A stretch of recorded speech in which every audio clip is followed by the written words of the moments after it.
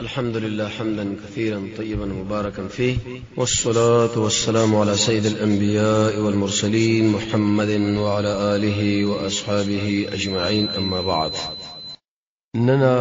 زمو ساسو د یوبل صحابي مبارک خبر دا عبد الله ابن جحش رضی الله تعالی عنه اول من دعي بأمير المؤمنين، اغه انسان دی چې د ټولو نه مخکې په دې لقب باندې یاد کړی شو امیر المؤمنین. دا ځان له اختلافي مسله و چې امیر المؤمنین لقب د عمر بن الخطاب دی کړی دی. اشنا د محدثین او تاریخ وللی کې چې اولنې کس د امیر المؤمنین په لقب باندې یاد کړی شوی دی اغه دا هغه صحابي دی چې پر رسول الله صلی الله علیه وسلم باندې ابتداء د ایمان راوړی دی. د ترور زویم دی، زکه د دمور امیمه بنت عبد المطلب، د زینب بنت جحش او د عبد الله ابن جحش مور و د رسول الله صلی الله علیه وسلم عمه. اولنې هغه انسان چې د اسلام د دین جنډه اوچته کړی دا، او دغه نو ورسره اولنې هغه انسان چې د امیر المؤمنین په لقب باندې یاد شوی دی هغه عبد الله ابن جحش الاسدی دی. تاریخ والا دا خبره ذکر کړی دا چې عبد الله ابن جحش الاسدی رضی الله تعالی عنه په محمد رسول الله صلی الله علیه وسلم باندې ایمان راوړ او مخکې د دینه چې هغه په دار ارقم کې خپل دعوت شروع کی اولنی 3 کلونو کې.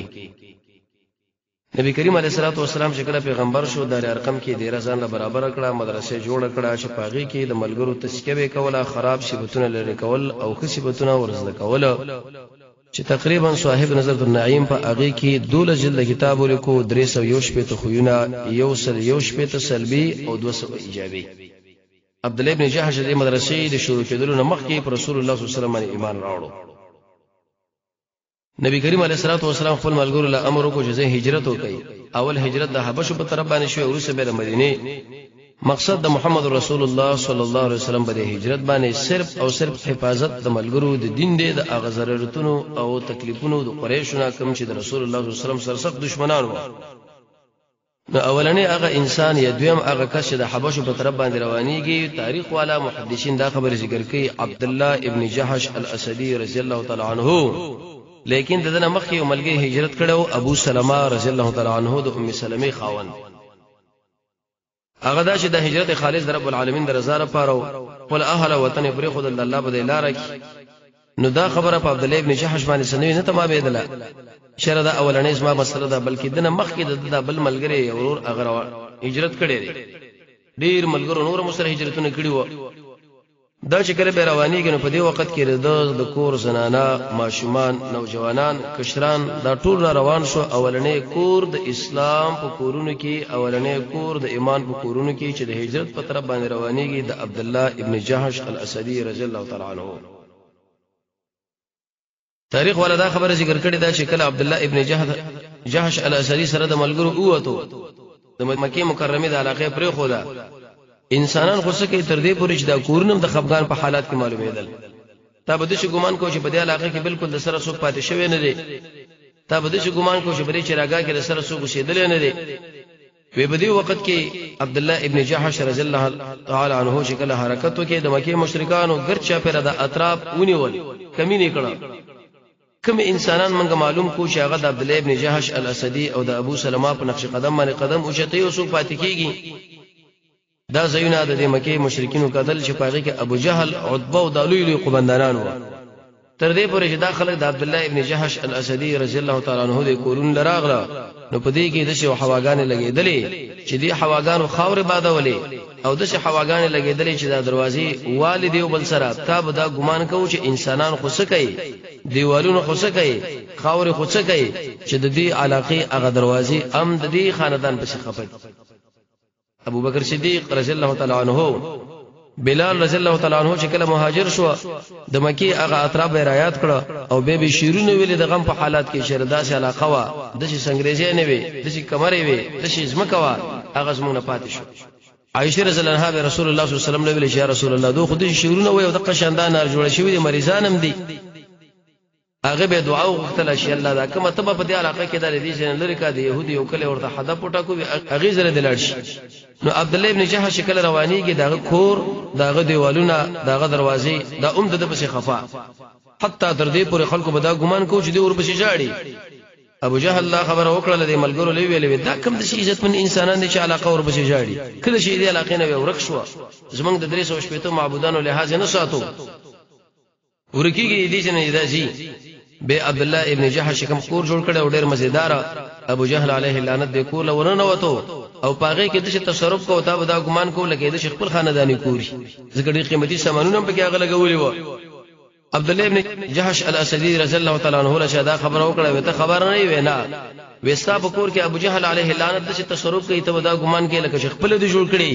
او مالک د کور چې بده خپل کور کې کم تصرف کوي هغه محمد رسول الله صلی الله علیه وسلم دا خبر وکړه چې یا رسول الله اگر که زه مهاجر یم اگر که زه راغلی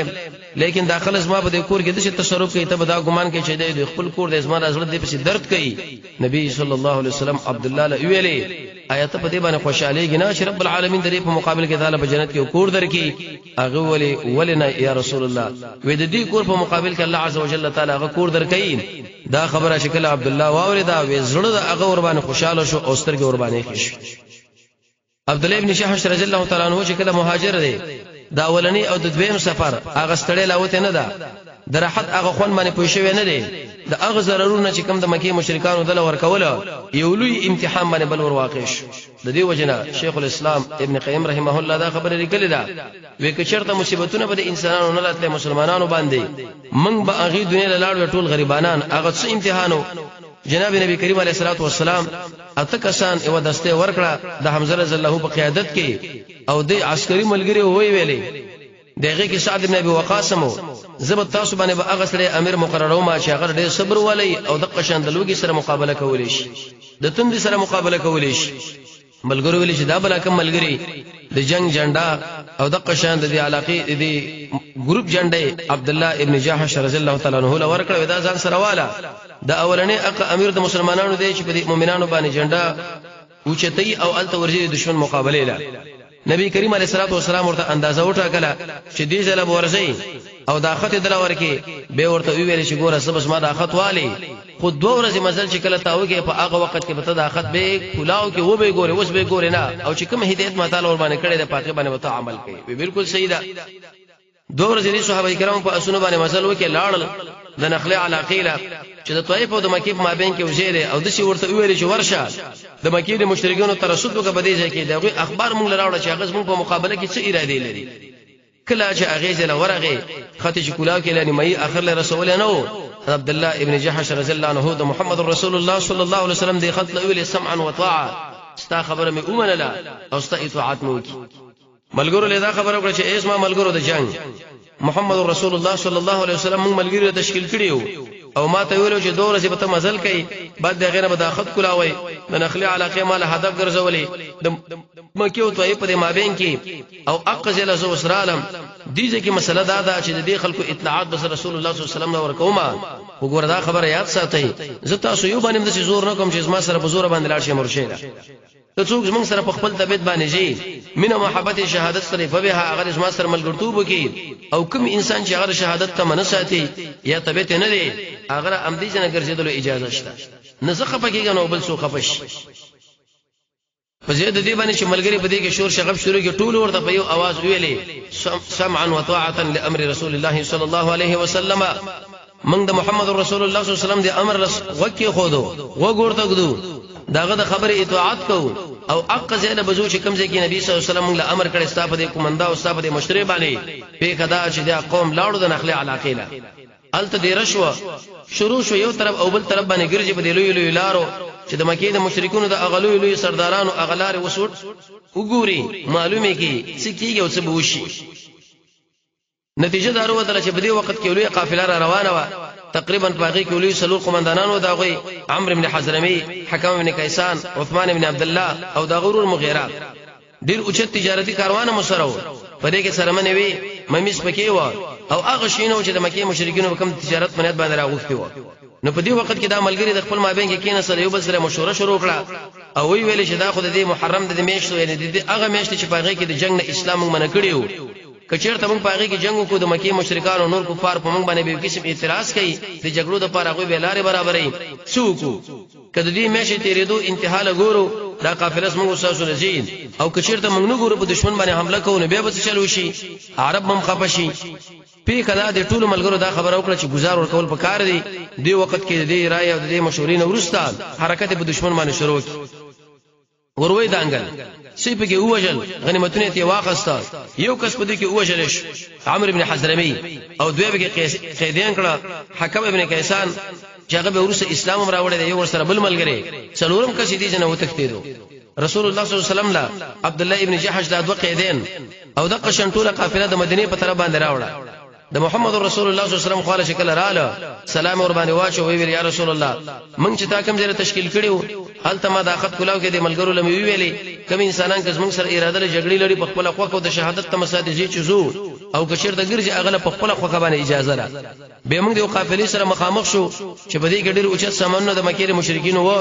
لیکن دغه مشه د عزت لاوت نه وي موږ په دې خپل مابین کې مشوره وکړه کوم د دې ورځې لحاظ ساتو داخله زموږ د علاقې نه وځي او کچیر د نیکو به بکیږي څه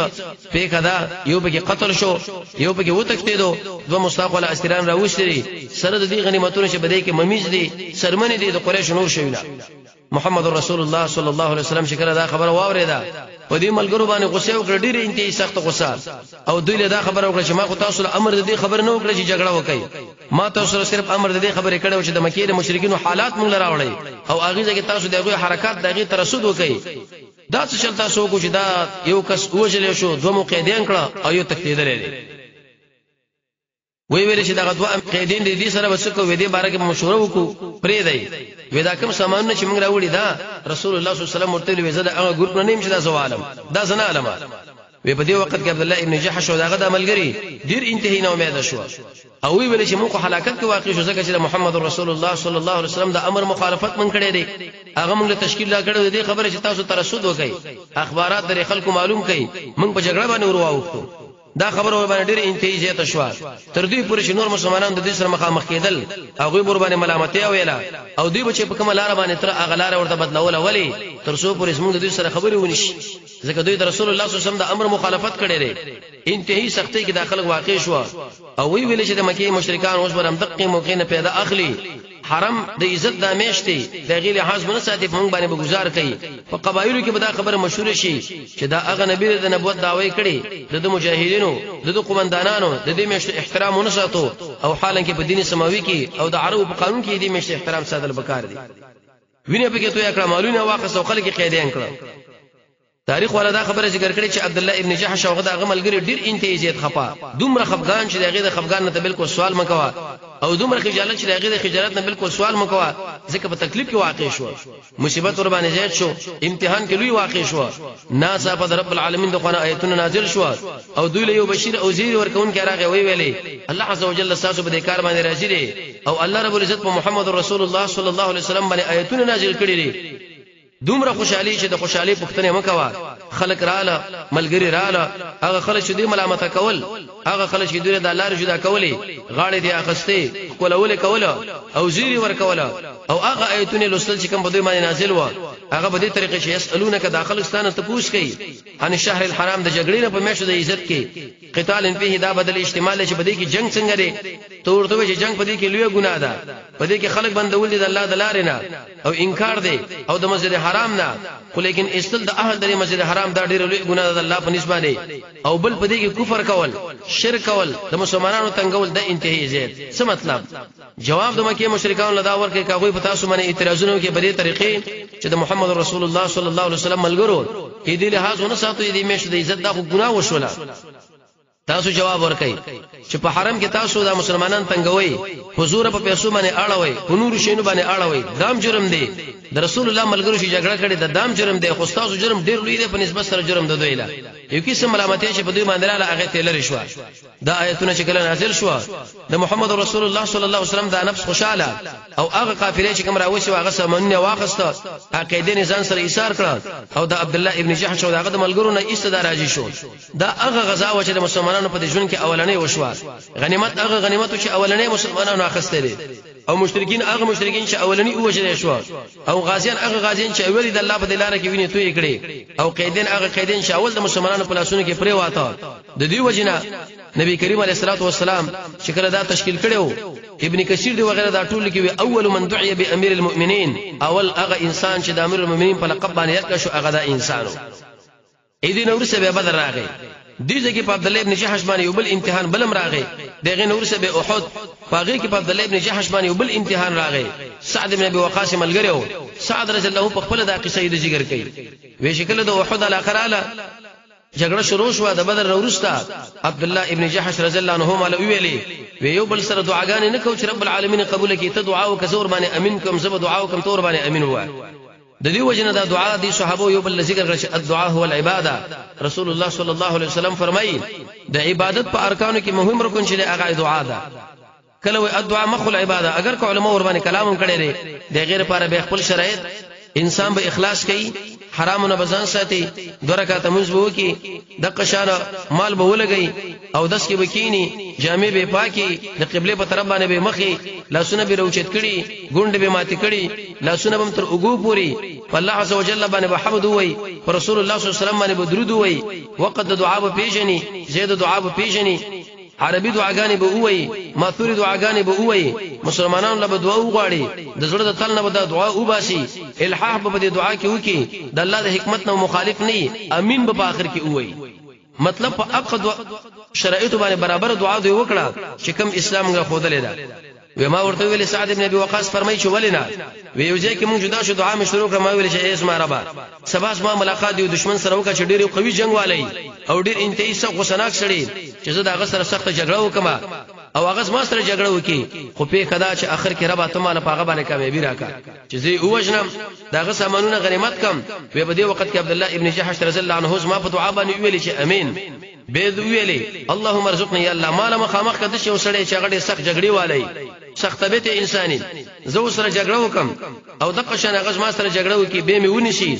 و می وجني زما دا غوګونه زما دا پوجا د زمانه کټ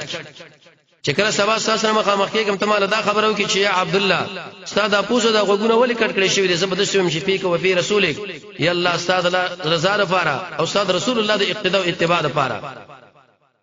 په دې وخت کې هغه مال وجه ته رښتې ویلي سعد بن ابي وقاص فرمای وې د عبد الله ابن جحش دا دعا زمره دعا نه غوړه و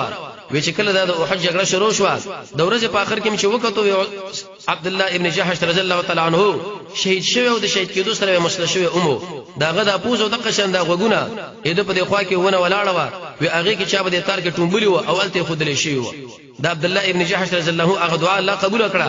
الله تعالی داغه اکرام کو په شهادت لکه څنګه چې داغه د ماما اکرام کړه او حمزه رضی الله په شهادت باندې هغه سره هم د قشن کار شوی وګونه ته کټ شوی و خوځه ته کټ شوی و شونډه ته کټ شوی و جګر ته استلې شوی و حتی تر دې پر چې خاص اندام ته کټ شوی و محمد رسول الله صلی الله علیه وسلم شکر دا ولیدو نو په دې وخت کې انس ابن مالک فرمایي 2 کالو پورې د رسول الله صلی الله علیه وسلم د سترګو نه وکی روانه چې کله جنازه کول لسله شهیدان به راوړل د حمزه سره به کې خودله ملګرو له ویلي قبرونه ورته پراخه کوي قبرونه ورته جوړ کوي او د قشن ډولی کوي حمزه به سره کې خود به جنازه ور باندې وکړه وحشی رضی الله شکل ایمان راوړي رسول الله صلی الله علیه وسلم ورته چې ایمان دې مقبول لې اسلام دې مقبول لې خبر ادا چې اسما سره مخامخ کېږم اما قوج دې شام په طرف باندې بیلاړو څو کال ورسره به هغه وفات شوی الته کال ورسره به راغی نبی کریم علیه الصلاه والسلام دې سره ګویا کې الله فرمانی بیا موکړه حتی تر دې شکل دا شهید دومره انتهایی زیات رسول الله صلی الله علیه وسلم وجړل په دې طریقه باندې ارمان وکي و ارچ حمزه دغه د پاره هیڅ نشي څو قرباني وشړي ارچ خپل شهیدان مدینه علاقې له وړي و امر وکي دې ټول لچ بیرته راوړې دي چې دې په خوا کې دفن کړي دوا درې سلور به په قبر کې دفن کول او التبه خودلو سفیر رضی الله عنه رسول الله صلی الله علیه وسلم ترور د حمزه رضی الله تعالی عنہ خورا او د زبیر سے مور اگر اعلی زبیر رضی الله عنه نبی کریم علیه الصلاه والسلام ویل شي مور دراله مخله ودرېګا منعکا اسنه کدا وګری جزې پځونه کی دا فرمای وی شکل زما مخله ودرېدم په دې شنه کې په بوکس باندې اوله مرسي وګرځولم وجدا چې ما د امور ډیر عبقری زنانه و ما ورته ویل چې رسول الله صلی الله علیه وسلم تاسو زره لګلې چې ته زه په ځای باندې ودرېګا ته خو حرکت راونه کې د الله نبی ویل دی او زه په ځای باندې ودرېدا ویماله دا معلومات شوه دي چې زما ورور حمزه شهید شوی دی دا غره پاره مې شړې مې ورته راوړې چې دا پکې موږ دفن کو نبی کریم علیه الصلاه والسلام ویل چې وسره پرې دی وی چې کله رااله ویل ته په دې حالات کې وی جړل او ان لله و انا الیه راجعون ویلې او به ویلې چې ستاپ مبارک عزت رب العالمین اجرونه غواړم په اغه دنیا کې خوا کې مصعب ابن عمر شهید رسول الله صلی الله علیه وسلم ملګری رااله چې د صورت حال له وی قران داجو کې پرې صادرونو باندې هغه څنګه صادر مصعب ابن عمر وړو کې صادر ددان کسر به پټ کې پیلو چي دي خپل پټولې سره لچې دو رسول الله صلی الله علیه وسلم ملګرو له ویلې وسر مبارک د پټ کړي په دې کو باندې ورته سرګړې راواچوي د نبی صلی الله علیه وسلم د ارشاد نه دا خبره معلومه شوه چې د مړي دا بدن پټول په کار دي ځکه دا هغه عورت دی هغه به دفن کې رسول الله صلی الله علیه وسلم چې کوم وخت دا حمزه رضی الله عنه او دقشن عبد الله ابن جحش په یو قبر کې دفن کوله د سترګو مبارک نه ودا اوخ کې روانې وي او هغه خار اور باندې لټ پټ شو کما چې د دوړو ملګرو په شهادت په خوشبوئی باندې خوشبوئی شي و نو الله رب العزت دې دوړو د قرباني قبول او من او تاسو لري صحابه کرام سید تابع دره نصیب کی وصلی الله تعالی علی خیر خلقه محمد و آله و اصحابه اجمعین برحمتک یا ارحم